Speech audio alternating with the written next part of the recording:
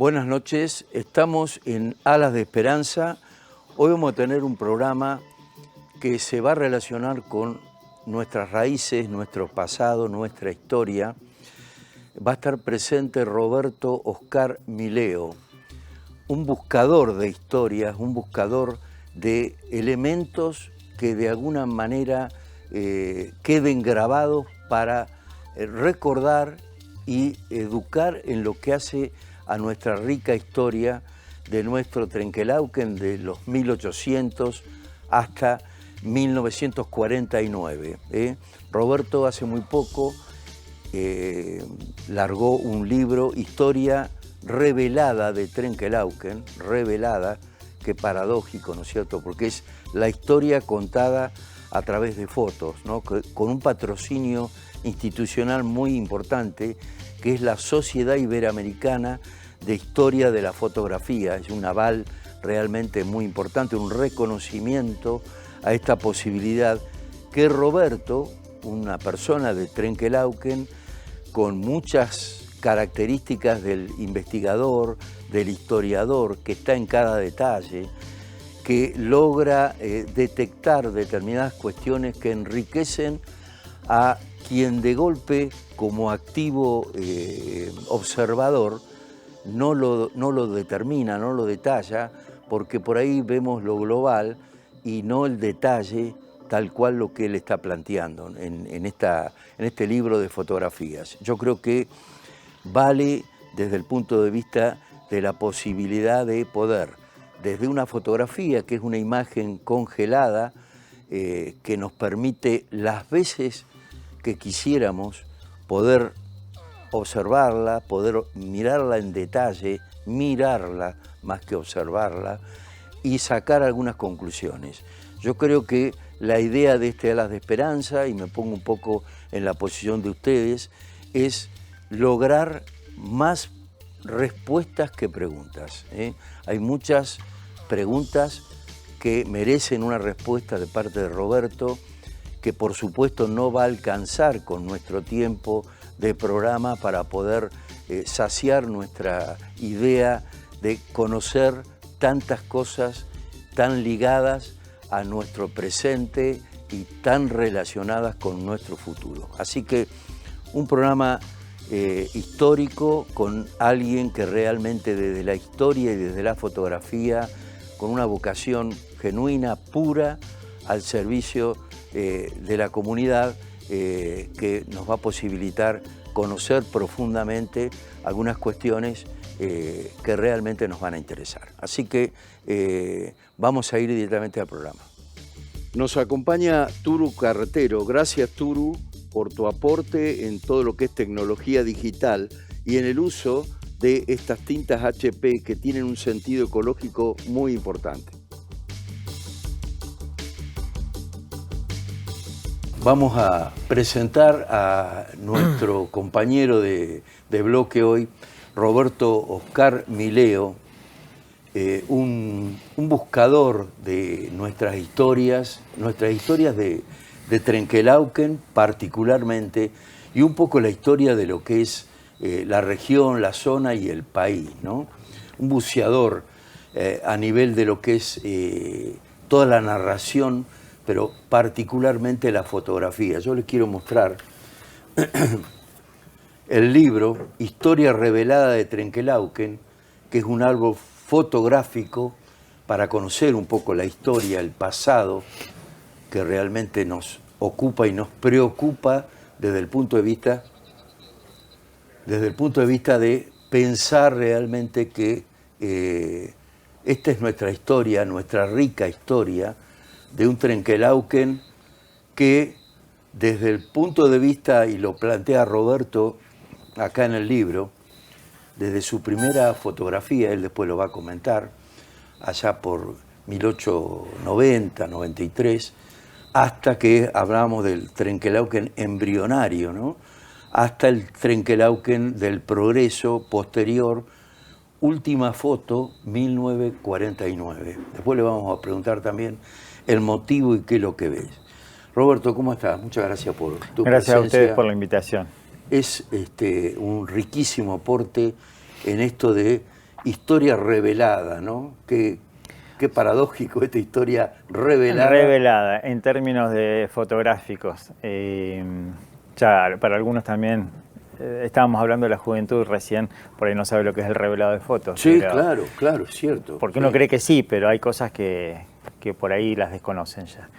Y sí, es un poco la palabra atrapante por ese lado, ¿no? Con esa ambigüedad que tiene, de revelar un poco, de sacar a la luz el tema de la fotografía antigua como documento histórico. Ese fue un poco de los objetivos que tiene el libro. El libro tiene varios objetivos y uno es ese, trabajar con la conciencia de que las fotografías antiguas no es como hasta ahora generalmente el tratamiento que recibió, que es una mera ilustración de un artículo, sino que en este caso es la protagonista. Y congelada, ¿no? La imagen congelada. Sí, ¿no? Siempre digo que la fotografía tiene un anhelo, una esperanza de convertirse en perpetua.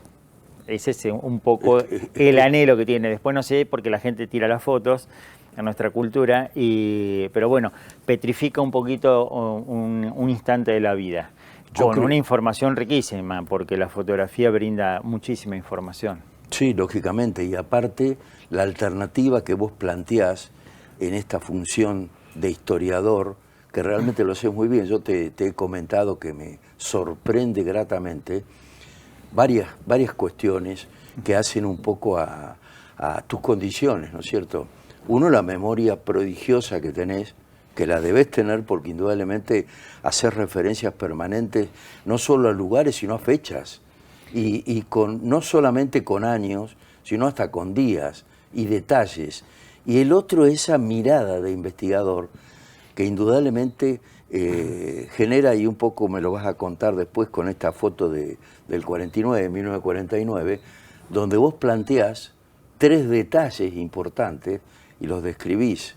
Realmente yo al menos uno hubiera detectado, pero los otros 2 me ayudaste, si no, realmente no Sí, un poco cómo fue pensado el libro, traté de que la imagen, no opacar la imagen con texto, sino que el texto sea un mero acompañamiento, pero lo más preciso, porque traté de ser lo más preciso, me reservo mucha información en cada fotografía, porque no era la idea abrumar con información, pero sí trato de hacer un extracto, de poner conciso, cuando yo considero algo oportuno, mencionarlo. Y lo decía la otra vez en la presentación, cuando hicimos la semana pasada la presentación del Teatro Español, contando un poco esa técnica de que trato de despertar el interés del lector común, en algunos casos, y en otros yo sé que hago un pequeño aporte de datos que por ahí excede el interés común del mero lector. Pero lo hago con un fin de tirar ciertos datitos para que ya quede asociada la imagen con el dato histórico y sirva de punto de aviso para eventuales investigaciones históricas. Tengo siempre la esperanza de que nacerá alguien que retomará este trabajo y continuará, y por lo menos yo le allano el camino asociando la imagen con un dato. Entonces hay datos que por ahí, bueno, sí, queda como un detalle, pero ese detalle tiene un fin eventual, un fin en el futuro. Lo estás marcando en cada imagen. Sí, es muy alternativo. Con una serie de datos, por eso digo yo el valor hermenéutico, ¿no? Porque realmente sí, traté de ser en la precisión, tener el rigor de un cirujano. Claro. Porque si pongo un renglón o una mención, es muy deliberado, muy pensado y lo hago con un fin. Ya digo, hay veces que es como dato de aporte general y otras veces pensando en un eventual historiador. Pero por eso digo que aparte, a diferencia de un álbum de fotos común, característico, de un festejo o algo, está la foto tal cual, ¿no es cierto? Marca una imagen determinada y ahí queda. Y quizá en la imaginación del que lo ve, ¿no? Se pueden plantear muchos recuerdos y demás, pero vos lo estás marcando directamente en cada imagen. Sí. Más allá de que te permite volar e imaginar. Sí, cada foto es un disparador de observaciones que toca la observación subjetiva del que ve la foto. Exacto, así que claro. yo puedo marcar una cosa que muchas veces parece hasta pava, porque la foto tiene mucha más riqueza. Por ejemplo, en la de la primera operación del Hospital de Misericordia. Sí, tremendo. Me tomo, hay de todo ahí en esa foto, pero yo marco nada más, no sé si la viste, el irrigador colgado de la falló a la ventana. Tremendo, bueno, ahí. Un poco risueño nada más, pero hay mucha más cosa para mirar que eso. Y sí, cada uno se detiene, yo digo que el libro en general le va a despertar a cada uno un interés y cada foto en particular a cada uno también le observa una cosa, otro observa otro. Por ejemplo, el otro día de la presentación, una chica muy joven le llamó la atención, que me lo dijo después, fíjate qué detalle, que no veía gatos en las fotografías. Y tiene razón, le dije, no lo vas a ver ni en esta ni en ningún lado, porque los gatos no eran una mascota como está considerado hoy en día. Los perros sí. Pero bueno, a lo que voy, a título de ejemplo, cómo cada persona se detiene de acuerdo a su subjetividad. Sí. Así que bueno, yo traté de, obviamente no puedo escapar de mi subjetividad también en la selección y en los datos que aporto, pero también pensando un poquito entre lo que a mí me interesa y lo que puede interesar a la historia general de Trenquelauquen. Con la presentación de este libro y toda la revisión histórica que vos hiciste, Roberto, tuviste el apoyo de la Sociedad Iberoamericana de Historia de la Fotografía. Sí, contamos, ¿no? gracias a Dios, con el respaldo, el logotipo oficial de la Sociedad Iberoamericana de Historia de la Fotografía. Sumamente importante. Sumamente eso, ¿no? importante, sí, para mí es un honor, sí, claro. porque a ellos les interesa este tipo de libros. De hecho, la mención del subtítulo como un álbum fotográfico, sugerida por ellos, porque en una clasificación necesitan que algo en el título aparezca la palabra fotografía para sea una fácil búsqueda. Pero a ellos les interesa esto, que se imprima en papel en la era digital, de la inteligencia artificial, bueno, que quede, porque eso hay mucho, pero es mucho de nada, es todo muy volátil. Entonces ellos siguen apostando de que lo que va a perdurar en el tiempo es lo que se imprime en papel, aunque parezca hoy fuera de moda. Y de hecho, antes de ayer llegó el ejemplar a la sociedad y quedaron muy contentos con el trabajo realizado, me felicitaron y bueno, también tenemos la invitación de hacer una presentación más formal el año que viene en la Biblioteca Nacional. Así que ojalá se materialice y que se va a llamar Trenquelauquen en Capital Federal. Así que bueno, sí, está teniendo buenos efectos. Y yo digo, con gente que realmente maneja todas estas cuestiones, vos lo ubicarías, porque acá esto vos podés tener la historia de la fotografía en general o la historia desde la fotografía. Claro. Que para mí es lo que he leído el libro, ¿no? Sí, la fotografía como documento de revelación histórica. Exacto. Claro. Por eso digo, no tiene un papel secundario de ilustración, sino de protagonista. El que te cuenta la historia es la imagen. La imagen, si uno sabe leer y es buen observador, dice, bueno, como dice la expresión, ¿no? dice más que 1000 palabras una foto. Por eso cada foto tiene mucho potencial, muchísimo. Y lamento, bueno, que uno tiene que hacer una selección, en este caso se redujo a 270, que es la que... ¿Cuántas? Y más o menos cerca de 2000, del periodo que yo ando, que es el más antiguo de Trenquelauquen, ¿no? La primera selección hice a 830 y pico fotos y después hice una selección a 220 y finalmente quedó a 270. Pero bueno, a mí debe costar horrores eso, ¿no? Sí, me costó muchísimo porque yo sé que muchas fotos que no aparecen en el libro están muy propensas a desaparecer. En el sentido que cuando uno desaparece físicamente no sabes qué suerte va a tener todo este acervo. Sí. Y muchas veces si subsiste la foto no está la persona que la sabe interpretar. Hablamos de leer la fotografía, entre comillas, y que es una gran problemática. Otro de los motivos, siempre digo, el libro tiene varios motivos por el cual existe. Otro de los motivos era, yo veía pasar los años la problemática en cuanto a que la gente confunde permanentemente la regla, te diría un 99%, lo he visto por tantos años, que vos mostrás una fotografía o sale una fotografía publicada sin referencia y entran a opinar. Y veo que no la pegan ni con la época de la foto ni con el lugar, pero es una constante. Entonces, viendo que eso sucede y que se arman unas marañas terrible, unas confusiones históricas Y graves para mí, unas distorsiones, también, porque claro. se empiezan ya a creer que pasa una cosa, que es ese lugar y se distorsiona todo. Lo llamo bola de nieve, Sí, pues empiezan de un comentario y terminan con una historia. Y entonces, bueno, un poco sobre las seleccionadas traté de darle un poco de base, decir, bueno, lo que se publica es esto. Queda mucho todavía guardado, que bueno, sé que está propenso a que eso suceda, que desaparezca la foto por no haber aparecido en un libro o que se confunda el día de mañana, no se sepa interpretarla. Pero bueno, por lo menos hicimos una base que es de 270. Esto está, tal vez lo que haga falta de ahora en más, ya tenemos la parte documental, ¿no es cierto? Y uno de mis fines también es despertar el interés, la conciencia y el interés de que haya más gente que le importe hacer este tipo de cosas. Pero obviamente, ¿no? Yo lo que te decía es que... Mirá, siempre especulo entre todas las cosas que yo junto, sinceramente lo digo. Cuando uno conjetura la desaparición física, que la tenemos asegurada, de cada uno, pienso en las fotos, no lo demás. Las fotos, ¿a quién se las doy? Tantos años de colección de fotos antiguas y me han pasado los años y no veo un interés genuino en nadie en conservar ese material. Bueno, esto es... Ojalá, por eso el libro, ojalá despierte un poco de conciencia. Yo creo que debería. Sí. Es otro anhelo. La foto tiene, como dije, el anhelo de perpetuarse. Yo tengo el anhelo de que se despierte el interés por la conservación. Yo creo que el debería está planteado a dos eventos o a dos cuestiones, ¿no?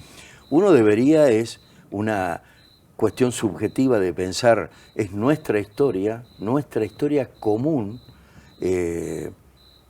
quizá, aunque de golpe hoy se pueda plantear, como pasa con toda la historia, ¿no? Porque uno de golpe dice volcarla a los chicos, absolutamente todos tendríamos que tener una idea de lo que fue nuestro pasado. Sí, nuestro pasado de pueblo y nuestro pasado histórico en cuanto a familias y demás. Claro, un poco en la nota preliminar que yo hago de introducción, menciono que la historia en general, en cuanto a lo local, se viene ciñendo casi exclusivamente en el acontecimiento de la fundación de Trenquelauquen. Claro.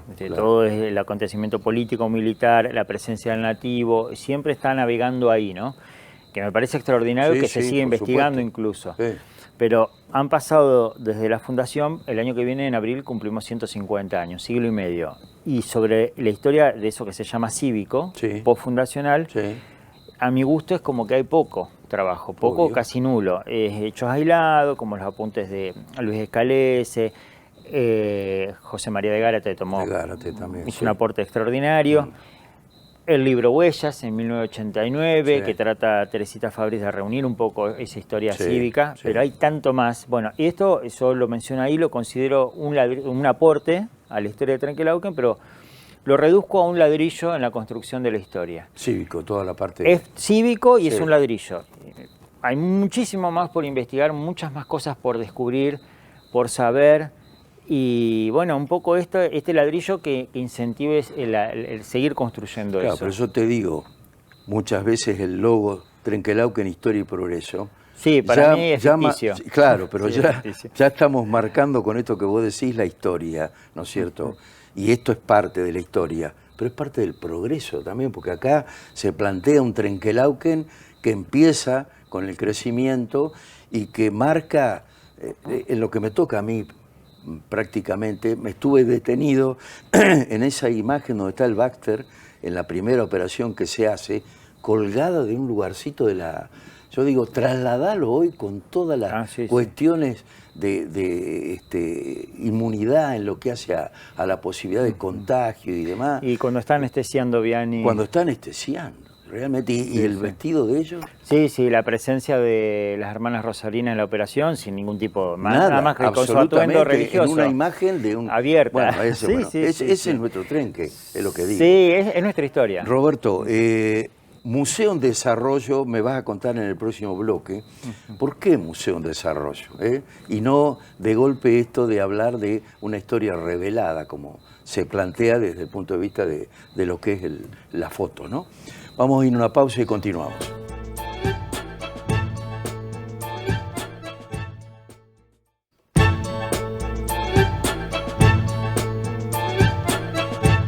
nuestro historiador desde la fotografía, esta imagen congelada, como hablábamos con Roberto, que realmente nos genera desde la subjetividad todo un movimiento, no solo desde el punto de vista cognitivo, sino también desde las emociones, que son muchas. Museo en desarrollo. Yo te diría que ya está el museo. Bueno, eso es Roberto. una vieja lucha que tengo con amigos porque yo pongo énfasis, bueno, vamos a decirle a la gente, hace muchos años que estoy queriendo armar un museo que lo considero, por supuesto, que no está terminado. Y entonces trato de ser cuidadoso cuando me dicen, quiero ir a ver el museo o el museo, y digo, no hablen de museo porque el museo como tal no existe. Yo te voy a interrumpir y te voy a decir Sí. algo. Obviamente es personal, pero creo que muy compartido. Estás guardando un patrimonio nuestro de Trenquelauquen, te digo nuestro es de todos, ¿no? En este museo tuyo en desarrollo, con tu deseo realmente de poder ofrecerlo a la comunidad. Sí, ¿no? un museo, y me sirve para aclarar algo, porque en estos tiempos la gente confunde, está malinterpretada la palabra museo o mal usada. Entonces, cuando ven un rincón con cosas antiguas, dicen museo. Sí, Pero un claro. museo no es un rejunte de No, antigüedades. por supuesto. Por rico que Porque sea. si no tengo yo en mi casa claro, también un museo. claro, cualquiera puede tener antigüedades, Lógico, pocas, sí. muchas, y eso no lo convierte en un museo. Un museo tiene que tener, entre otras cosas, un fin social educativo, un servicio. Es un Y servicio. una vida Entonces, intrínseca. yo lo subrayo porque lo noto ya cada vez más incorporado en nuestra cultura, decir, eso un museo no es un museo. Un museo tiene que tener un fin social. Y lo que yo estoy gestando es un museo. Y como considero que todavía no están las condiciones mínimas, porque soy bastante exigente, entonces eso se viene postergando. Y es lo que vos me decís. Varios amigos me dicen, bueno, hablás así de museo porque ya las cosas, por más que no estén organizadas, están, el acervo está. Entonces he conciliado con esa propuesta que me han hecho de mencionar que es un museo en desarrollo. Es un museo que está, pero se está armando todavía, así que está ahí en una etapa intermedia. Y ahí eso me hace sentir más cómodo. Así que sí, hablemos de un museo en desarrollo, que es un proyecto, como te dije, de muchos años. Pongo toda mi vida, mi alma, pongo 3 elementos. Físico, alma y billetera. Es el producto de esas 3 cosas. ¿De ese orden? Es una bola, va girando, Mezclado. van las 3 por igual. Y si no hay prioridades.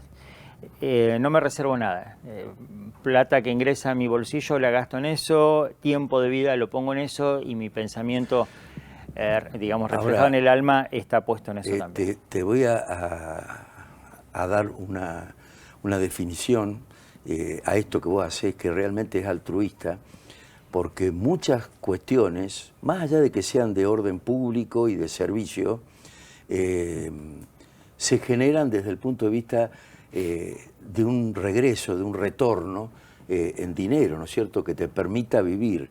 Lo tuyo no abarca esta idea, más allá porque seguramente has recibido muchísimos casos o de personas que por ahí te dicen, pero ¿sabes qué, Roberto? Estás haciendo tu pasión, estás haciendo lo que te gusta. Yo también hago lo que me gusta. Y lo he hecho toda mi vida. Casi todas las personas y me lo ha permitido vivir. Sí, me ha permitido vivir. Sí. Es decir, yo creo que va más allá de esto. Sí, es una pregunta que me tiene un poco acobardado, que me hagan por decirme, pero es tu pasión, pero los demás hacen también, no tienen un revólver en la cabeza, como digo, y son producto de la pasión, y Todo los se demás hace. no se sienten en la situación de tener que responder esa pregunta que me la hacen permanentemente. Como diciendo, bueno, dejate jorobar, es tema tuyo, ¿no? Traducido en otro vocabulario. Sí. Es difícil, porque nuestra cultura es lo más difícil, pero no dimensiona. El único que puede dimensionar esto, lo que tiene que atravesar, es que alguien se largue a hacerlo. Querer hacer un museo de esta envergadura y realmente ahí se te vislumbran todos los obstáculos que te aparecen. Es decir, para hacer un museo sí. Y bueno, nuestra cultura está no estimula, no fomenta, no incentiva en absoluto un proyecto de esta naturaleza. Entonces hay que remar muchísimo, muchísimo. Y en soledad. En soledad, sí tenés el apoyo social, la gente te da una cosa, Sí. pero te excede, porque bueno, es un proyecto muy grande, te excede y no tenés ningún tipo de colaboración del Estado. Siempre hay excusas, Bueno, yo, permanentemente excusas. como habitante... Pero las excusas esas no las ves en otras áreas. Entonces, No, por supuesto. Y ahí, Ponerle deporte, ponerle cultura en general. Hay un ¿no? desequilibrio en el tratamiento extremo. Y bueno, van pasando los años y algunos me dicen, bueno, no hables de esto, no vayas por ahí. Tal vez una Son visión... años que uno tiene también una visión de sesgada experiencia. de lo que es Sí, la es vida producto. humana, ¿no? Sí, Porque está compuesta un poco de... Es que en nuestra cultura, una de las cosas absurdas que tenés que ver es que la gente viaja mucho, ¿viste? Y más hoy en día que se nos vende que el viaje es como tocar el cielo con las manos. Entonces la gente de acá, de nuestra cultura argentina me refiero, va a los museos de otros lados. Y yo sé que esa gente, nos conocemos a esta altura todos, no visita nunca un museo, ni en la Argentina ni en Trenquelauquen. Pero no duda de que cuando se va afuera a visitar museos, como algo importante. Pero es algo importante si viaja, pero en lo local se margina.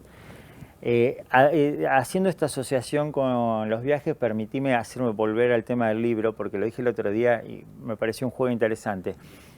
En estos momentos históricos que todo el mundo dice que viajar es prácticamente, te dicen que te lo vas a llevar cuando te vayas a este mundo físico. Bueno, el libro es un viaje, produce el mismo efecto, porque ¿qué te pasa cuando vas a hacer un viaje? Chocas con otra cultura, te haces preguntas, reflexionás, porque ves ese contraste con la vida cotidiana tuya que no tiene nada que ver, pero se puede vivir igual y te invita a hacer un montón de reflexiones. O sería la idea. Bueno, entrar en este libro es lo mismo que un viaje, porque entras a una cultura totalmente desconocida, incluso un Trenquelauquen que con hábitos totalmente diferentes a los que vos llevas a cabo.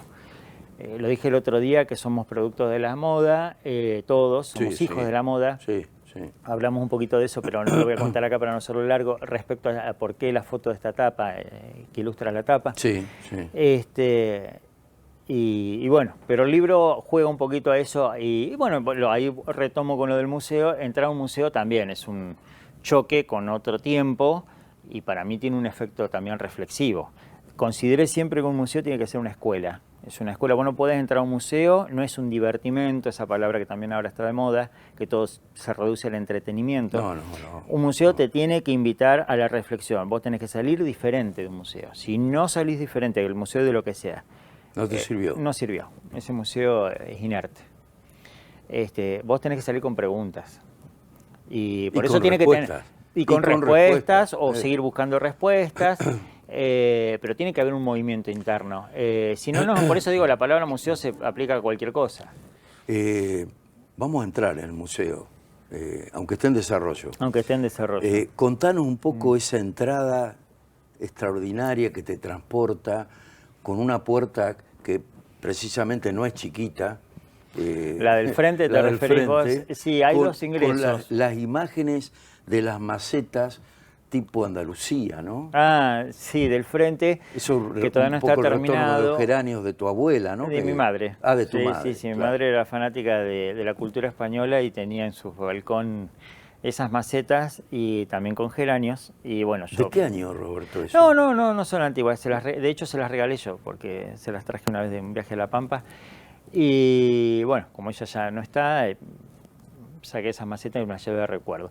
Pero la puerta de ingreso sí tiene una historia muy personal, porque era la puerta de la casa de mis bisabuelos, donde incluso mi madre se crió ahí, una de mis hermanas nació en esa casa, y donde yo estoy muy arraigado por esa rama de la familia, donde eran 14 hermanos, donde vivieron muchos años y murieron, entonces antes los velatorios eran ahí, y para mí la puerta era como el portal de muchas cosas, de entradas y salidas.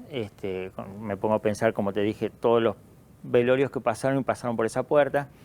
Entonces logré que después de muchos años el nuevo dueño me la venda de la casa y yo la iba a destinar a un uso personal mío, pero bueno, las circunstancias, como te digo, la vida nunca es como uno pretende. Finalmente, entonces terminó como entrada ahí de la puerta. Para mí tiene un valor. Ese significado, ¿no? Tiene un, te diría, un respaldo familiar, invisible, pero para mí no. Entonces me siento ahí un poco apuntalado por eso. Y después el proyecto tiene una puerta lateral, ya de menor jerarquía, pero de valor histórico, porque es una puerta original de la estación Trenquelauquen, que yo gestioné hace muchos años atrás. La restauré porque estaba fea. pero es una puerta original ferroviaria con todo, llave, cerradura, bisagra, todo original. Así que bueno, la puerta lateral tiene esa otra historia que perteneció a la estación Trenquelauquen de 1890. Y que actualmente, bueno, decidí, a raíz de hace unos días atrás que hubo un evento con las motos antiguas y habilité una fracción de ese inmueble y bueno, decidí habilitarlo para, informalmente, para abrirlo porque me llaman muchas personas que tienen interés en conocer.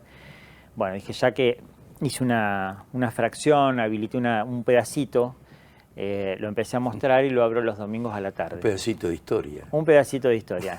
Lejos de mostrar todo lo que hay, todo el acervo, porque No, todavía las sí, condiciones de infraestructura sí. no están adecuadas para el todo. Pero yo digo pero para una parte sí. Lo que es la subjetividad humana, ¿no? Porque de golpe cuando vos contás eso, cuando me contabas eso, o cuando nos contabas, fuimos con Maite, lo vimos, quedamos asombrados, y de golpe es como que vos no colmás la expectativa de ver lo que tenés. Cuando vos contás y lo que queda, que esto, que aquello, ya te genera el interés por a ver qué es lo que tenés. Sí, o sea, sí, sí. Lo que tenés ya armado, Sí. ya está, ya lo vimos, ¿viste? Claro, yo un poco me urge eso porque como yo sé lo que tengo, entonces digo, no, tendrías que ver más porque te sorprendería más, pero Roberto, bueno, por eso no quiero abrirlo o tengo esa resistencia a pero considerarlo que eso está vos lo terminado. contás y te genera una demanda silente por parte de la gente que realmente, como el caso nuestro, ¿no? Que qué bárbaro debe ser esto, qué bárbaro puede ser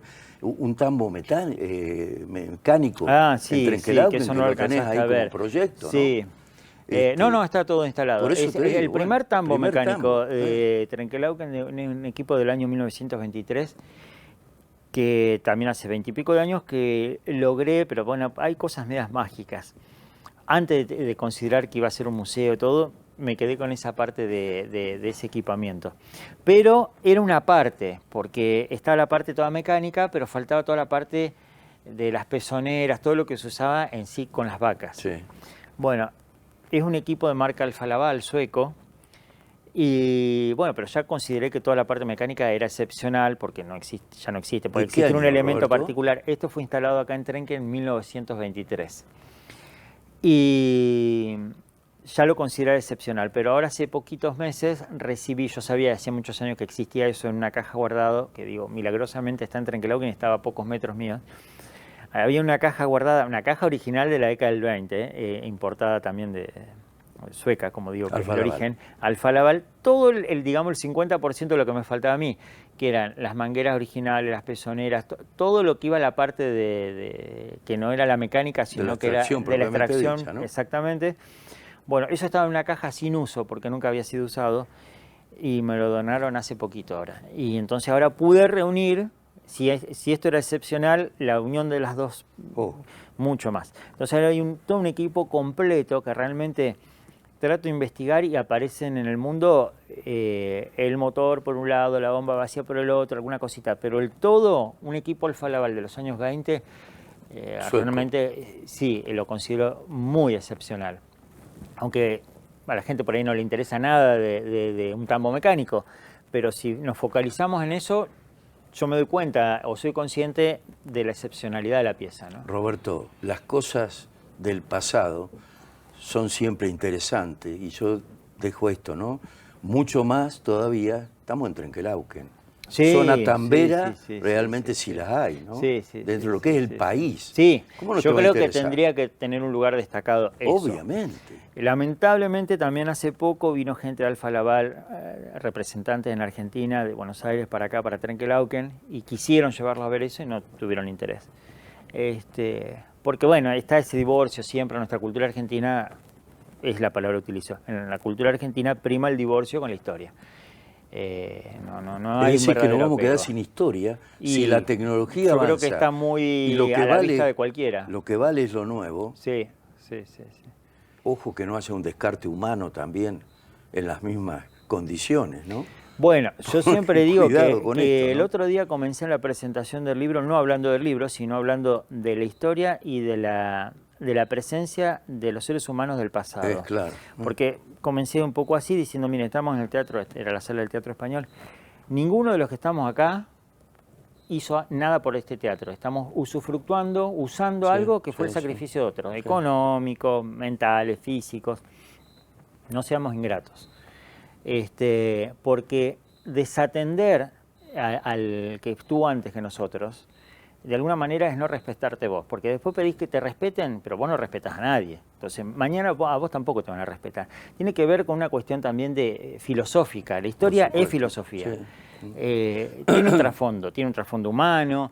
Y entonces, ética también, ético. Porque corresponde, te imaginas si vos estás planteando eso de la ingratitud nuestra, ¿qué queda desde estas generaciones la palabra, para adelante? Que también la mencioné, no seamos ingratos con el pasado. Claro. Porque le damos casi ni lugar ya, siempre es el lavadero del fondo, como digo. Sí, lógicamente. Y ya ni siquiera está ocupando el lugar del lavadero del fondo. Claro, entonces un poco en eso sí me he revelado, y por eso ese edificio que a vos te llama la atención, que estamos hablando del Museo en Desarrollo, fíjate que tiene como un protagonista. Mi casa es así, donde está ubicado, minúscula, y el museo es muchísimo más grande. Entonces creo que materialmente refleja de que no es algo menor. Para mí lo importante está ahí. Y yo creo que tenés el impacto de lo que tu imaginación puede generar desde afuera, pero el contenido es irreemplazable, con toda la historia que hay adentro. Claro, y ese es el punto que vos me tocabas cuando decíamos de lo difícil que es hacer un museo. Eso que estoy mencionando yo, de que los museos deben ser importantes, o la historia, el lugar no del museo, la historia debe ocupar un lugar no marginal, por llamarlo de alguna manera. No, por supuesto. Ese es el primer obstáculo que te encontrás con la cultura. Eso es por eso no hay aporte, por eso no hay atención, por eso no hay acompañamiento. Eso es educable. Y yo creo que debe venir de arriba para abajo, como toda cuestión de educación. Sí, bueno, vos me dirás cómo, porque hasta ahora no lo he logrado. Sería parte para otro programa, pero yo creo que las formas, lo que es la educación en general, sabemos que se necesita gente preparada, que genere el interés, la necesidad, entre comillas, de que la historia y la tradición no se pierda, porque esta es la realidad, ¿no? Roberto, me quedó grabada cuando hablas del tema del ferrocarril. Vos tenés muchas piezas y mucha historia ahí en el tema del ferrocarril. Hay una imagen que vos tenés, una foto, con un héroe boxístico de nuestro país en una figura, ¿no? Contanos un poco esa imagen y algunos elementos que vos tenés ahí en el museo. Claro, de todas las imágenes que yo me enamoro de todas las imágenes porque todas tienen sus razones. Hace muchos años que la puse en el libro, entre otras, una imagen del personal del ferrocarril, porque no hay muchas fotos de la historia del ferrocarril de Trenquelauquen. Y una está tomada en 1900, eran dos fotos, una afuera, que también la tengo, y otra del interior de una de las oficinas del ferrocarril de la estación Trenquelauquen, tomada el 15, pues está bien fechada, 15 de mayo de 1923. Me gustó por todo lo que muestra la fotografía, varias cosas. Entonces, esa foto, hay fotos que las quiero ver, no las quiero perder de vista. Entonces, esa la copié y la tengo ahí en el proyecto del museo. Y porque refleja muchas cosas y trato de homenajearla y rendirle honor, tratando de reconstruir, porque muestra varios objetos inusuales. Entonces trato de afinar el lápiz, de tratar de conseguir esos objetos, que algunos ya he reunido, y está la foto al lado de los objetos que se está tratando de reconstruir. Pero más allá de eso, la foto me gusta por varios motivos, y uno es porque refleja el orgullo de ser empleado. El orgullo de ser empleado ferroviario está plasmado en la imagen. No hay un cartel que diga somos orgullosos de trabajar. No, y no lo inventás vos, era real esto. Emana de la imagen, totalmente. emana en la actitud, en la postura, en el cuidado de la toma fotográfica. Y en la cultura que también en la describe, cultura, ¿no? La imagen de Firpo. Pero la postura de las personas, sí, eso yo te hablo de las personas ahí. Y atrás, no ha sido deliberado para los que se tomaron la fotografía, pusieron la figura de Luis Ángel Firpo, que había tenido un desempeño en el boxeo internacional de suma importancia, en octubre del año 23, así que pocos meses antes, 5 o 6 meses antes de la toma fotográfica. Y ellos lo ponen. Entonces, para mí la foto, entre tantas cosas, reitero, refleja el orgullo del empleo ferroviario, del servicio ferroviario, y el orgullo nacional, por haber tenido casi un campeón mundial del boxeo. Y ellos no lo dejan, no lo sacan de la imagen, sino que lo dejan como si fuese una persona más que está ahí también. Es parte de lo que es la imagen esa, ¿no? Por eso sí, la foto... Lo mismo el farolito, lo mismo que lo tenés vos acá en el museo. Eso, sí, ¿no? sí, son todo partido por una estufa muy puntual, que de hecho, fíjate que tiene casi el protagonismo central en la fotografía. Totalmente. Está adelante y en el centro. Exacto, no fue corrida cuando podría haber sido... No, claro. Siempre me llama, lo primero que me llama la atención de esa foto es eso, porque se toman esa imagen y la estufa nunca fue corrida. Y una estufa preciosa y atípica. Qué belleza. Atípica, porque no se le parece a ninguna de la época. Y bueno, a partir de que apareció esa estufa es que yo trato de reconstruir más elementos que aparecen ahí. Qué bárbaro. Bueno, es que la historia tiene esas cosas misteriosas, ¿no? Por ahí encuentro un delirante como yo que se les ocurre hacer todo esto que estoy haciendo. Bueno, ojalá podamos tener muchos delirantes en los diferentes ámbitos de la vida y sobre todo... Lo digo irónicamente, obviamente. Que generan, pero es así, ¿no? Los locos que realmente generan todas estas cuestiones que nos llenan de orgullo. Y lo digo como delirante loco, como decís vos, porque te tratan como loco. Una de las cosas que te encontrás en la cultura es que no, vos sos muy especial, no, porque vos siempre estás con el mote de diferente. Siempre en nuestro país el que genera innovación es loco, Roberto. Sí, entonces, viva el loco, viva la innovación.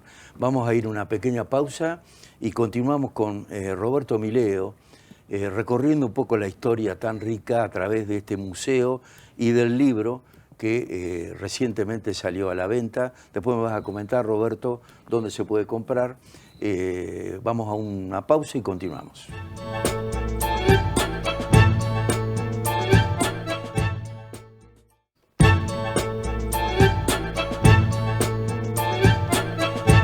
En esta rica historia a través de la fotografía con Roberto Mileo. Roberto, el libro Historia Revelada de Trenquelauquen se encuentra en venta, ¿no? Sí, a partir de hace 4 o 5 días, del viernes pasado. Claro. Está en todas las librerías de Trenquelauquen, incluso está en la biblioteca Rivadavia también a la venta.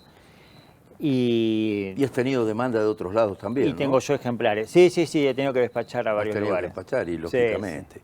Sí. Roberto, te propongo un recorrido así muy rapidito, por cuestiones de tiempo, ¿no es cierto?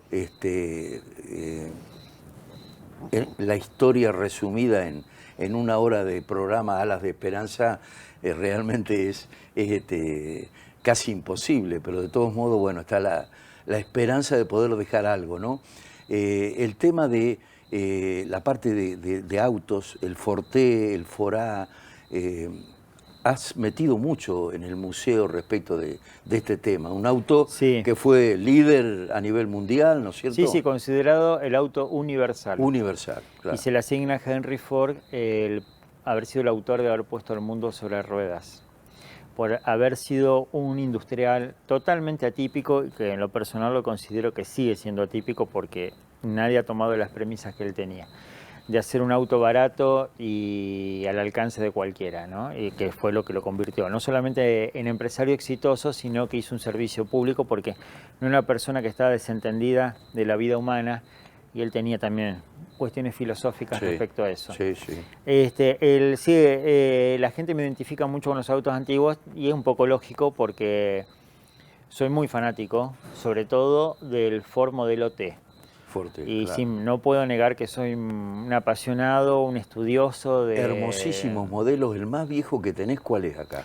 El más antiguo, que fue mi primer Forte en 1923, que lo considero, ¿no?, que es el auto más antiguo andando en Trenquelauquen. Pero estoy armando otro Forte de 1917, así que nos vamos 5 años más para atrás. Y... Volante a la derecha. El 17 sí es todo un dilema, pero no entremos en eso porque se van a agarrar un matete, porque algunas me hacen, pero observan eso. Uno tiene volante en el mismo modelo T, Sí, uno tiene sí, volante a la derecha, otro a la izquierda, bueno, tiene todo un porqué como todo. claro. Muchas veces no lo sabemos y como tantas cosas que no podemos explicar, pero hay porqué de las cosas y en ese sentido lo tiene. Pero sí, el modelo T tiene un lugar especial en mi corazón. Lo adoro, ¿no? Esas cosas inexplicables. ¿Por qué? No sé, pero en toda fotografía, mira, ¿sabes todas las que aparecen, los Forte que aparecen acá? Sí, sí, sí. Era en Trenquelauquen estaba lleno, pero eran como hormigas. Cualquier ciudad que vos analices su material fotográfico, el Forte está en todos lados. Yo lo considero el auto más fotografiado del mundo porque Es muy fue el bonito, por primer otro lado, auto ¿no? que de un segmento social fue la primera posibilidad que tuve de salir del caballo y pasarse un Sí, auto claro, y lo claro, fotografió. claro. Entonces empecé a juntar fotografías, mira, qué dato te voy a dar. Empecé a juntar fotografías de modelo T para estudiarlas. Llegué al número de 14.000 de época, no fotos actuales de Forte, sino de época. Tuve que desistir porque ya, digamos, el disco rígido biológico ya no me daba más No porque aguantaba, algunas son parecidas y ya entré a confundirlas. Empecé a ver fotos que creía que no las había visto antes y ya las había visto. Bueno, entonces hasta 14.000 llegué y la verdad, por eso algunos me dicen que sé bastante sobre el Ford Modelo T y me dicen, vos estudias mucho. Sí, leo, pero más que nada lo que sé se lo debo al recurso de la observación fotográfica. claro, claro. Y tengo algunos amigos que primero discutían conmigo sobre eso y después me han dado la razón porque he ganado muchas discusiones basándome en el documento fotográfico, que no miente y que es una foto de época. Pero yo por eso sé el potencial que tiene, no es que me mate leyendo, pero sí soy un gran observador de la foto y la foto te va contando cuál era el uso del momento, cómo salía a hacer los kilómetros. Roberto, allá por 1935 había una revista Caras y Caretas y sale una nota relacionada con el partido de Trenquelauquen, más precisamente con Beruti. ¿De qué trata? Claro, en realidad yo lo hilvano con esto del libro de fotos. Empecé, lo he dicho en algunos lugares, lo tengo bien claro, cuándo fue mi inicio con la fotografía, a los 8 años de edad, que abrí un cajón de un escritorio de unas tías abuelas mías y vi una foto que la conservo obviamente, de Trenquelauquen que me atrapó. Y a partir de ahí se las pedí y empecé a juntar fotografías. Fui creciendo y a mis 14 años ya juntaba documentación relacionada a la historia de Trenquelauquen y tuve una persona que me regaló, me dice, vos que te gustan estas cosas, me regaló un ejemplar de Caras y Caretas de 1935 donde había un suplemento de Trenquelauquen, por eso había sido conservado acá. Bueno, en ese suplemento había corresponsalías que se mandaban en esa época y hacen mención a Beruti. Y sobre Beruti destacaban la presencia, que aún vivía en ese momento, del conde como personaje destacable e interesante para publicar en Caras y Caretas la historia del conde José Guasone de Pasalacqua. Y entre eso mencionan, bueno, todo lo que él había hecho acá, como inmigrante y cómo logró el título de conde, y hay una fotografía de él, una fotografía del casco de la estancia Santa Clotilde, que es donde puntualmente él vivía cuando venía acá a Beruti, y una tercera foto que aparece un motor, dice notable usina eléctrica instalada por cuenta, que ilumina todo Santa Clotilde. Yo lo vi, y esto lo subrayo porque fue así literal, yo lo vi y me capturó esa imagen, porque también tengo devoción por las cosas mecánicas, y dije, qué lástima, lo que ha sido esto, qué lástima que no, obviamente no debe existir, lo di por hecho que no existía. Fíjate cómo son las vueltas de la vida. Se ha destruido tanto, ya a esa altura tenía claro que nada de lo que me No compartía la existiría, cultura actual claro. era lo que yo veía en las fotos y que todo eso se despreciaba. Y pasaron muchos años, pero yo tenía eso acá. Y ya muchos años pasaron. Y un día me entero que había un descendiente de Guasone que tenía un motor que quería donar. Dije, tiene que ser ese motor, no puede ser otro. Ya mi alma lo detectó ahí. Y bueno, la historia es más larga porque el pobre hombre quería donarlo hacía 10 años y nadie le daba interés. Tuvo una década esperando. Bueno, dije, voy a darle un año más. Si en un año más era la municipalidad el donatario de eso. Si no muestran interés, voy a intervenir, porque esto se pierde. El hombre ya era muy mayor a esa altura, Digo, ¿qué están esperando? Bueno, por supuesto pasó un año inerte. Entonces lo llamo, este hombre vivía en Buenos Aires. Yo no sabía si era efectivamente ese motor, pero ¿Alguna en mi relación alma tenía? decía que sí. Te decía Ni siquiera Santa sabía en Clotilde. qué estado estaba, Claro. pero yo ya tenía interés. Y bueno, lo llamo y es toda una... interesante la conversación, pero para no hacerlo largo, logré la donación con unas idas y venidas. Hubo gente que colaboró también de acá y bueno, tomó la decisión de dármelo. Entonces lo fui a buscar, estuve con él, igual reunido en Buenos Aires. El motor para ese entonces ya estaba hacía muchos años en Olavarría, porque había sido extraído de acá. Bueno, la cuestión que una serie de gestiones volvió. Y ese motor me enorgullece tenerlo y ha dado que hablar. Pero porque lo pusiste en funcionamiento. Y lo puse en funcionamiento. De esto hace 13 años atrás, 14 ya, Claro, que me lo dio. Pero recién lo logré este año poner en marcha. Armarlo, que fue muy delicado. Encontrar las condiciones para poderlo empezar a armar. Afrontar armarlo porque a mí se me dio desarmado y no por mí. Y no hay un manual, un catálogo, por más que escribí, porque el motor es inglés, escribí hasta Inglaterra, no me dieron información puntual de ese motor. Bueno, pero la cuestión es que llegamos al punto de ponerlo en marcha y está. Y ha dado que hablar también y me han llamado de muchos lugares porque consideran también que en la Argentina, lamentablemente que había muchísimos motores de esos, pero nos hemos encargado también de deshacerlos a todos. Sí, por supuesto. Ni siquiera prácticamente hay coleccionismo en la Argentina, cuando en otros países sí, sobre estos tipos de objetos. Y me dicen, me lo han dicho, dice, es la primera vez que vemos un motor de esos en marcha en la Argentina. Y es cierto, y yo creo que colaboré porque a partir de ahí empecé a ver dos puntuales más que en otros lugares de la Argentina empezaron como a activarse, a quererlos poner en marcha y en algún caso uno lo lograron. No. Y veo que ahora hay bastante más interés.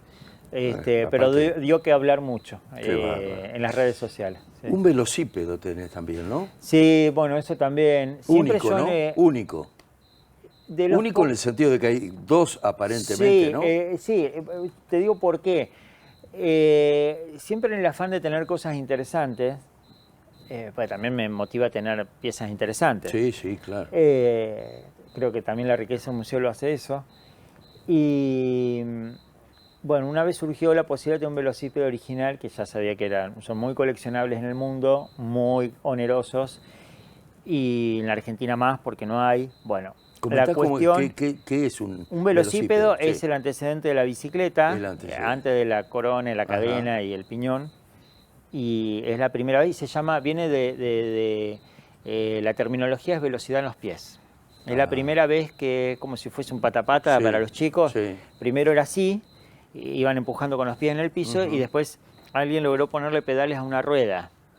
Tremenda. Pero el radio del pedal tiene un límite y la rueda cuanto más grande es, más velocidad alcanza, pero se hace más pesado y más dificultoso para andar. Bueno, hasta que después se baja a la rueda convencional que conocemos con la transmisión de la corona y el piñón.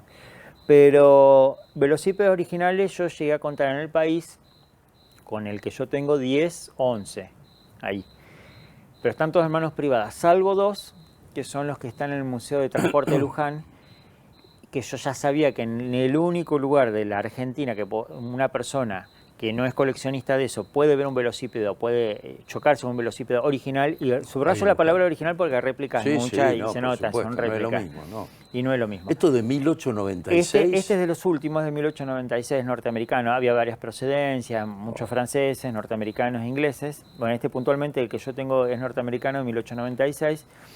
Y me jacto en decir que que en la Argentina, si alguien quiere ir a ver un velocípedo original, tiene que ir únicamente al Museo de Transporte de Luján. Porque no hay otro museo que lo tenga. O acá en el proyecto, en el Museo en Desarrollo. Museo en Desarrollo. El Museo en Desarrollo, que contamos con una pieza... Que va a haber triciclos también, cochecitos de bebé, ¿no es cierto? Bebé, 1910, 1915, ¿no? Está una belleza. Sí, muy cuidados. Sí, realmente viejo. Sí, hay monopatín, monociclo. Claro.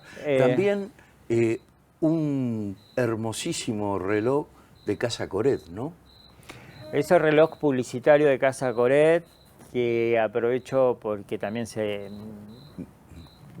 se generan habladurías. 1913, ¿no? 1913, aparecen las fotopostales. Tengo el privilegio de que aparezca una fotopostal que está, no lo menciono, pero está la fotopostal publicada también en el libro, una fotopostal muy conocida de Trenkelauken, y aparece ese reloj. Es un reloj publicitario muy común de la época y que fue levantado en el basural. Fue levantado en el basural. La gente que lo levantó lo tuvo un tiempo, después me lo dio a mí. Y yo muchos años atrás, hace como 15, estuve a cargo del Museo Cívico Almafuerte, estuve un tiempo ahí, estaba medio desarmado, pero por suerte lo principal no se había roto. Y bueno, yo después lo restauré porque lo considero también una pieza muy delicada y exquisita. Seguramente y le di te voy mucho a hacer cariño. una pregunta obvia, yo la conozco, pero el televidente, ¿cómo sabés que es de Casa Coret? No, lo dice el mismo cuadrante. Lo dice el mismo sí, cuadrante. Sí, sí. Yo, es un reloj de doble faz que iba en la vereda. Entonces, depende del lado que circules, era lo mismo porque veías la hora. Tiene un cuadrante, digamos. Eso, la esfera con los números se llama cuadrante. Tiene un cuadrante para un lado y para el otro. Sí. Y tiene luz original. Si bien el movimiento era mecánico con un reloj que no está, que esos eran relojes típicos a péndulo que iban dentro del inmueble. Y por un comando mecánico cruzaba el frente y movía las agujas del cuadrante que estaba afuera. Ya te digo, eso en la época era bastante común en las joyerías, relojerías. Pero se salvaron los dos vidrios principales, que son los que tienen el número, los vidrios que hacen de cuadrante, y dice Casa Coret. Sí. Pero esos números y que la letra Casa Coret, que están pintados en negro, le digo a la gente, no es solamente pintado en negro el vidrio está en bajo relieve, escalado, hecho en un molde con la letra Casa Coret, por un vidrio muy grueso. Aparte de ser biselado, tiene los números y las letras, digamos, fundidas en el vidrio en bajo relieve. Notable, y se salvó, por suerte, eso. Esos dos vidrios están salvados, que aparte, considero el alma de la pieza. Estamos hablando de una pieza de 115 años, 110 años. Sí. También tenés un molino de agua, Guanaco. Sí. A ver, contanos un poquitito muy rápido mi adorado molino. Se me ocurrió hace muchos años. Que lo asociamos nosotros con Garbarino, ¿no? Claro, esa asociación me la hacen siempre la gente porque leen cuando reconstruí la cola dice Guanaco, pero Guanaco lo hacían los garbarinos acá. Claro. Sí, pero es un guanaco de otra época. Porque este es un guanaco, este es un molino que se hizo máquina abierta, para los que son entendidos máquina abierta, es decir, sin baño de aceite, todo expuesto, digamos, el mecanismo, y este molino puntualmente es norteamericano y se hizo entre 1905 y 15. Ese es el periodo de creación de ese molino. Y acá uno de los grandes importadores... Era una máquina abierta en ese momento. Máquina abierta eran todas, sí. Pero después se hizo con aceite, En los años 20 se empezó, ya todos dejaron de hacer máquina abierta y se empezaron a hacerse, incluso guanaco, empezaron con baño de aceite. Ajá. Que llevan un capot y vos ya no ves los engranajes. Un capot con un cárter con aceite, bueno, en este caso no es así. Y yo quería reconstruir un molino antiguo de esa época. Bueno, me costó mucho también conseguirlo y hacerlo. Y era importado por Juan y José Drisdale, que era una firma importadora famosa, padre e hijo. Y ellos, como se usaba en esa época, no como ahora, había también un valor de nacionalidad. Entonces las cosas importadas ingresaban con un nombre en castellano. Y el molino acá era Guanaco, como otros productos que se le ponía Guanaco. Como los productos John Deere ingresaban con el nombre Triunfo, por ejemplo, y así sucesivamente. Y esa marca, después esa patente, la compra Lanús en 1936 y los empieza a fabricar por primera vez Guanaco Argentina. Y Lanús en 1954 se lo vende a los hermanos Garbarino Trenkelauken, una fundición famosa, que ellos hicieron Guanaco. Entonces la gente ve Guanaco y lo relaciona a Trenkelauken. Pero bueno, pero este no es un guanaco de la época esa ni de la Lanús, sino es anterior, importado, un producto norteamericano importado por Drisdale. Claro. Y bueno, y así podemos ir hablando de tantas cosas. Lo que pasa es que es inevitable poder pensar otra cosa, ¿no? También conseguiste un motor que era de América. Aprendí algo que no sabía realmente. América... En ese momento era partido de Trenquelauquen. Claro, yo te conté como anécdota, porque yo mismo quedé sorprendido, me había enamorado de un motor que tiene alguien que se dedica a la compra y venta de estas cosas y en general vende todo al extranjero, porque en el extranjero hay mucho coleccionismo motor. Claro. Digamos, después del motor del Conde Guasone, que marca Blackstone, Sí. por suerte este año se incorporaron 2 motores. Uno es ese, que es más antiguo todavía que el otro, que es el más antiguo que tengo. Yo te decía que es más o menos 1898, 1905, ahí está. Pero muy probablemente sea antes del 1900. Y bueno, la cuestión que yo lo adquiero en Capilla del Señor, este reventa, que es un amigo mío, lo había comprado en Zárate hace 1 año y medio atrás.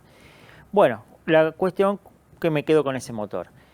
Y tratando siempre de averiguar la historia, porque podría haber venido de cualquier lado del motor, nos enteramos que era de América, porque hablamos con los descendientes. La que se lo había vendido a él era una bisnieta del dueño original. Y bueno, hago la reconstrucción, incluso hablo con otros descendientes de América, y por suerte había fotos del motor que antes de que lo sacaran, porque el motor estuvo instalado en América hasta 1976-77, de ahí se va para Zárate. Lo desarman, lo trasladan en tren. Y bueno, la cuestión es que reconstruyendo, para mi sorpresa, digo, América, acá nomás, el partido de Rivadavia, al lado de Trenquelauquen. Y bueno, era como que era de Trenquelauquen lo mismo. Pero era más específico el asunto, porque para cuando ese motor fue incorporado por este señor, el dueño original, América era partido de Trenquelauquen. Nuestro partido era mucho más amplio, América se cinde creo en 1909, si no me equivoco, y parte de Tejedor era también partido de Trenquelauquen, pero bueno, para cuando se separa o toma autonomía y se crea el partido de Rivadavia, eso era de Trenquelauquen, el motor vuelve con los años al partido de origen, al partido de Trenquelauquen. Y de hecho, sí tengo certeza que fue traído, obviamente también, aparte de tenerle el dato, por tren. Y el tren en la Estación América en ese tiempo todavía no existía, así que es muy fácil conjeturar que ha venido hasta la Estación Trenquelauquen, que ya existía desde 1890, y de ahí ha sido transportado hasta su destino el tren final. llegaba hasta Trenquelauquen y la gente de América se iba a caballo de acá a... Sí, ¿no? sí, y este tipo de objetos todo en carros. Totalmente, claro, un carro. Claro. Sí, pues es un motor volovista de gran porte. Enorme, enorme, claro. Sí. Bueno. Ahí tenemos un ejemplo, que ese motor es de origen alemán, traído por otro importador y con nombre castellano superior. Mucho alemán, mucho inglés, ¿no? Sí, sí. Y los ingleses, después de la independencia, nos convirtieron en colonia de consumo. Hasta que después ahora le ganó Norteamérica. Pero sí, estamos munidos de objetos de... Bueno, vamos a ir a una pausa, Roberto, y continuamos con esta rica historia de la historia de nuestro trenque.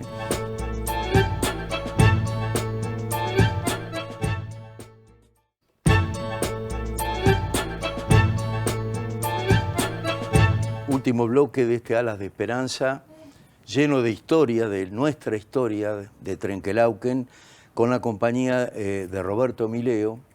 Él es el tutor, diríamos, de este museo en desarrollo que hoy tenemos la suerte de tener y que de alguna manera, bajo la visión, por lo menos humilde, mía y creo que de muchísima gente, qué lindo sería.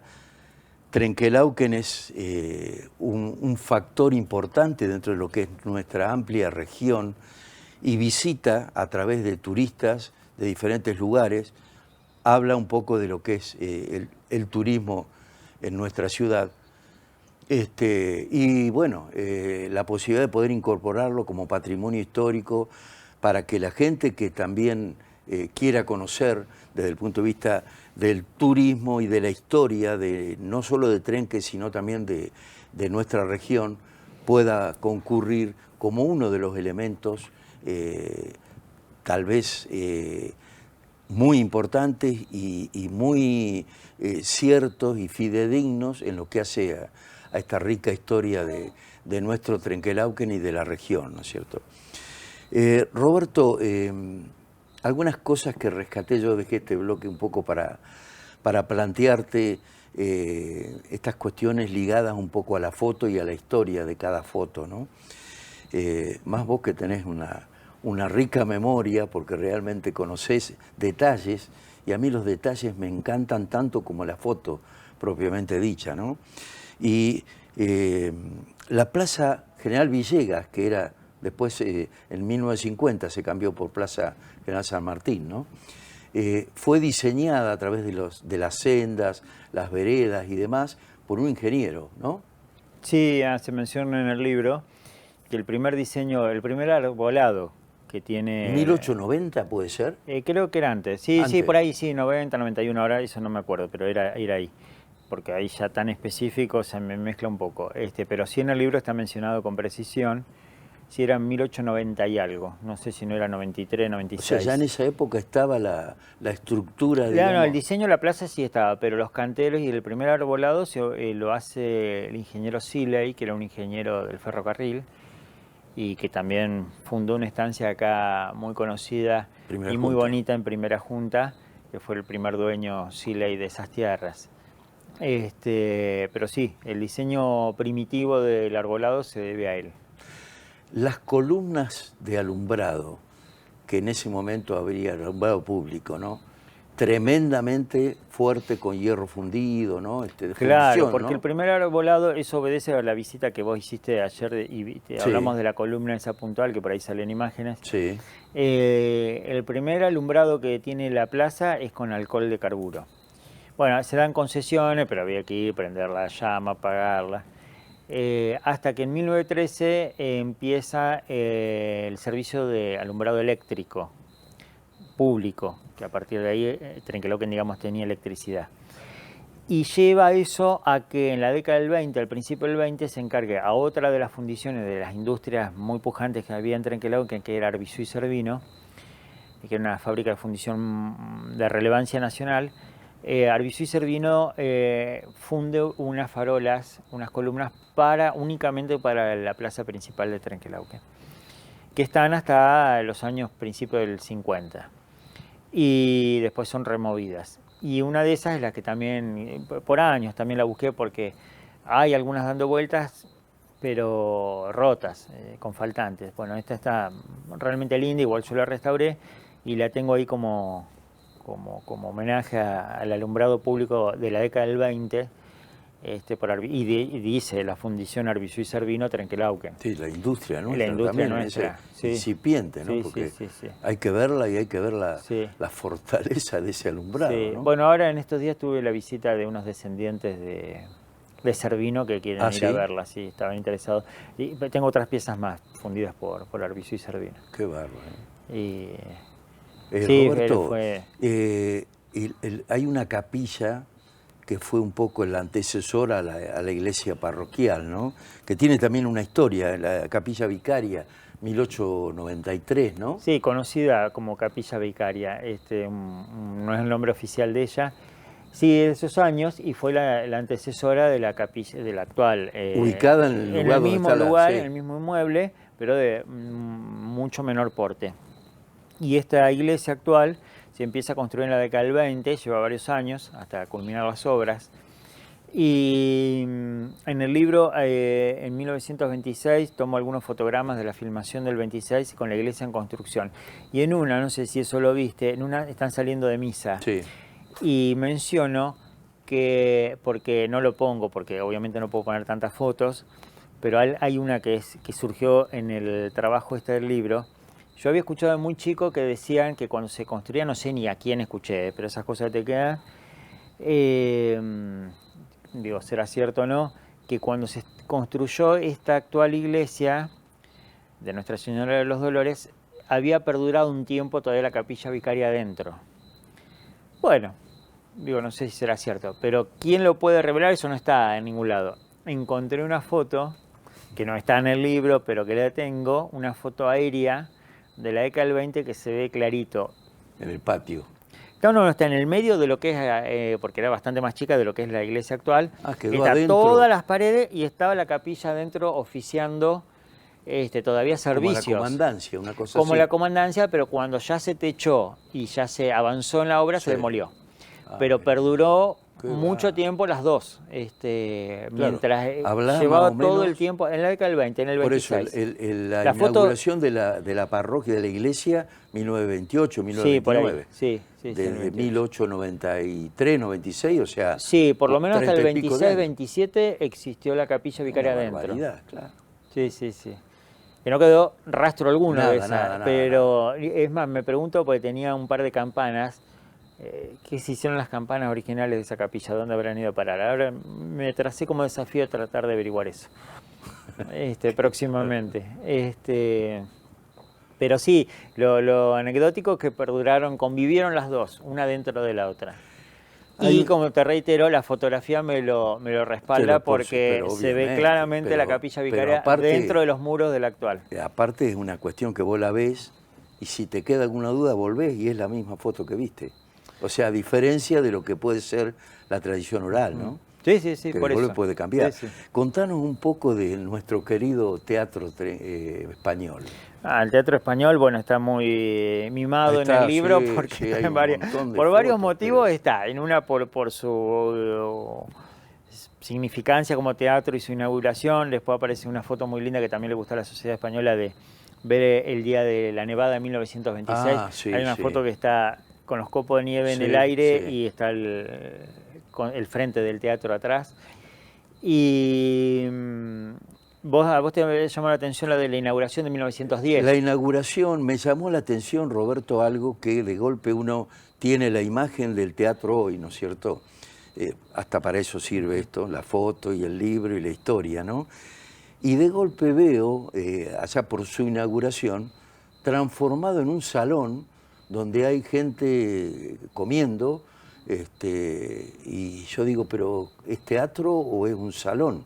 Y Claro. resulta que era Sí, esa adaptable, foto ¿no? está puesta para ver que el piso se movía y se Claro, ¿cómo era el nivelaba sistema eso? horizontalmente, no inclinado como está ¿Tipo ahora. cricket eso? Eran con crickets mecánicos que el museo en desarrollo los gestionó hace mucho. También, esos crickets cuando en la década del 90, primero vamos a ir por orden, el piso se nivelaba como en todos los antiguos teatros porque tenía una doble función de teatro y era un pueblo que tenía Sí, sí, poca un salón, infraestructura, ¿no? entonces Sí. se usaba como salón de fiesta. Por eso las sillas no eran butacas atornilladas, sino eran sillas tonet que se removían y quedaba liberada la platea y se sumaba la superficie del escenario. Entonces todos esos pisos, porque incluso hasta el Colón es así, se movían. Bueno, lamentablemente con los años eso lo dejaron fijo, lo anularon, y cuando el teatro empezó en la década del 90 a ser restaurado, una de las preguntas eran, entre tantos faltantes que tenía el teatro y tanto pobre manoseo que había sufrido, groserísimo, se preguntaban qué habrían sido esos cricket que había, que levantaban originalmente, que ya habían desaparecido hace muchos ¿Y el años. piso de qué era? El que tiene, de madera, de Ah, de pinotea. madera eso. Sí. Es una estructura abajo de tirante que sostiene el Pero, o sea, machimbre de pinotea. el sistema tendría varios cricket a la No, vez, ¿no? dos, Uno de cada lado. como soy curioso, Sí. Bueno, en resumidas cuentas me tracé el desafío también de conseguir esos Conseguir los cricket, cricket, que me eso. llevó unos años, desistí, después lo logré. Y los tengo. Y como soy curioso, una vez entré abajo del piso para ver in situ realmente si coincidía y cómo era bien el mecanismo, así que pude determinarlo. No, era muy sencillo, tiene una bisagra atrás que la conserva todavía, aunque el piso ya está fijo y no se mueve, y adelante cruzaba un tirante con estos dos tremendos cricket, porque son una belleza. Así que bueno, entre el acervo de cosas está el par de cricket originales que lo levantaba una sola persona, podía subirlo y bajarlo. Incómodo para ponerse de abajo, pero podía operar una sola persona. Y te quería decir algo aparte de esto del piso del teatro, y se muestra una foto de un almuerzo Sí, para sí. mostrar eso, que el piso estaba nivelado y que había mesas para comer. Incluso cuando decayó el uso del teatro por tantos años, fue mal usado, pobre edificio. Mi padre de joven me contaba que él iba a jugar el básquet ahí adentro, por el piso. Claro, se nivelaba y jugaba el básquet y se usaba de cancha. Bueno, viste, el deporte por encima ya empezó ahí, Sí, viste, sí. una cosa a superponerse arriba de la otra. Y no es casual. Pero más allá de eso, y ya que me tocas el tema del teatro, déjame comentarte algo. Una foto inédita, que sí se publica y que hice mención el otro día, el día de la presentación. Cuando se hizo, reitero, esa recuperación del teatro en la década del 90, después Lilian Marcos, culminadas las obras oficiales, trata de documentar en un libro la historia del teatro, por suerte. Y entre eso, como nos preguntábamos, porque me sentí parte también de eso, de los cricket, también cómo había sido la araña original, que no había registro, porque también había sido retirada muchísimos años. Y se llega a hacer ese libro sin que se sepa, porque no había material fotográfico. Después yo con los años encontré, y tenía reservado, si hacía un día un libro como este, de poder, una de las fotos inéditas que tiene el libro, porque el libro no es solamente fotos inéditas, hay muchas conocidas, sí, que yo lo sé que son muy conocidas, no es ninguna novedad, y otras mezcladas inéditas. Una de esas que yo hago un aporte es mostrando la araña original del teatro, que apareció una fotografía y la tenía muy atesorada, esperando este momento de hacerla pública. Qué bárbaro, qué bárbaro. Que no tiene nada que ver con la que está y que claramente de la observación de las fotos no podía estar en el momento original de la sala, que no se ve ya, porque en las primeras fotos de la inauguración de 1910 no hay nada en el centro. Pero claro, la iluminación original era gas. Claro. Y encender una araña central a gas es imposible. Y el hecho de la construcción del teatro español, ¿quién lo genera, quién lo ejecuta? ¿El gobierno local? No, la sociedad española. La sociedad española. La misma sociedad española, endeudándose incluso. Sí, sí, sí. Obviamente en ese momento estaba muy activa, porque había mucha colectividad de inmigrantes español. Pero bueno, no dejó de ser una obra, un desafío también para ellos. Claro, por supuesto. Y vos sabés que había otra sala, que la otra vez lo hablábamos con Omar Corral, presidente de la Sociedad Española actual. Sí. Hubo una sala primitiva en el mismo lugar, desde 1893 más o menos hasta 1906. Y no hay registro fotográfico, porque una de las cosas que quiero mencionar es que el libro parece mucho, pero no crean que Trenkelauken era solamente lo que se ve en el libro. Hay infinidad de cosas que no se saben, y entre eso le decía, lamentablemente no tener una foto de la primitiva sala del teatro, que se demolió por completo porque era bastante precaria y se hizo esta absolutamente nueva. Es un recuerdo también. Roberto, muy rapidito, estamos cerrando, quiero dejar una última pregunta, pero sucursal Banco Nación Trenkelauken, ¿qué te dice? El Banco Nación, otra de las cosas a investigar y que todavía no estoy pudiendo dar con el dato. Siempre he escuchado que el Banco Nación hoy, y lógicamente era la sucursal, una vez que se creó la entidad madre, se dice que fue la sucursal número 1 o la 2. ¿Del país? Del país, pero de 1890 y pico.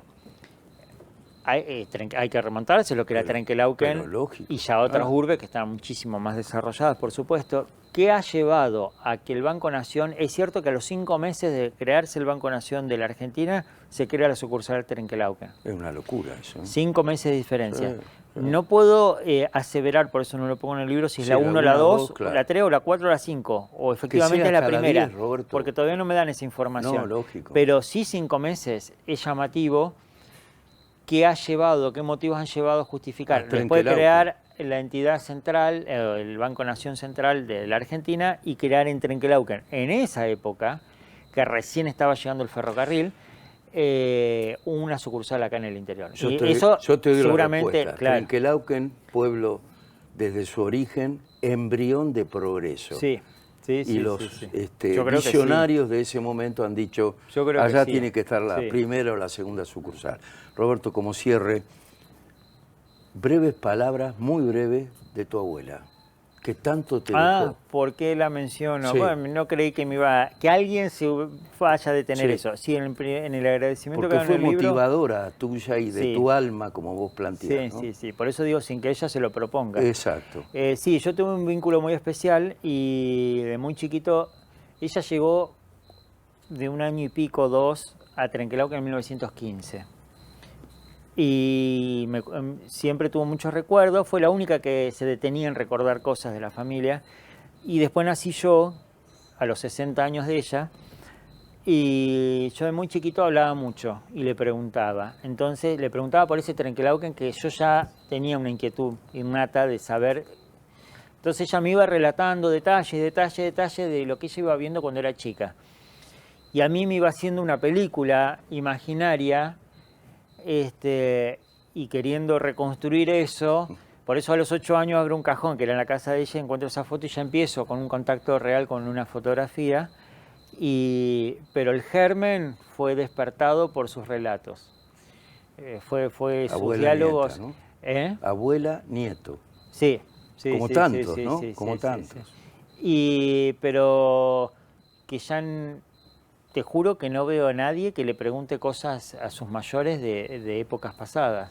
Bueno, Me pasa a mí, que tengo ya pasado los 50, nadie, si no soy yo el que estoy remándola como haciendo estas cosas o sacando el tema, ni siquiera un familiar me pregunta sobre mis antepasados, no hay interés, lamentablemente. Bueno, yo lo tuve y por suerte la vida me la puso a ella, que me relataba con lujo de detalles cosas y me hizo hacer incisivo también en observaciones. Bueno, buenísimo tener, ¿ves? Incentivar locos. Sí. Es la función de la abuela. Sí, sí. Roberto, muchas gracias por tu aporte, que es muy rico. Muchas gracias por tu presencia y seguir con todo, porque realmente esto tiene, obviamente, por su contenido y su sentido, que es tan fuerte y tan arraigado a nuestro pasado y a nuestro presente, que salir al aire como algo que realmente merezca ser visto, no solo por nosotros, por los de Trenquelauquen, sino por quienes visitan Trenquelauquen y quieran conocer un poco más de su historia.